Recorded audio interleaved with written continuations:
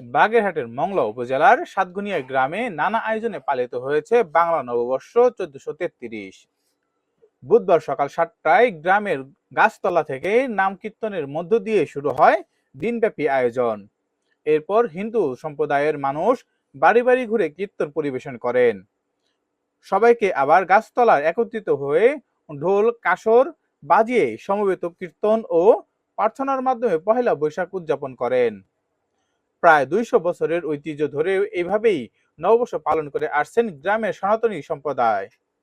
নতুন প্রজন্মকেও এই ধর্মের আয়োজনে সম্পৃক্ততা করতে হয়। দিন শেষে মন্দিরের প্রাঙ্গণে মহাপ্রসাদ গ্রহণের আয়োজন রয়েছে। দিন শেষে মন্দির প্রাঙ্গণে মহাপ্রসাদের গ্রহণের আয়োজন করা হয়েছিল। দেশ ও বিশ্বের মঙ্গল কামনায় সমবেত প্রার্থনা করা হয়।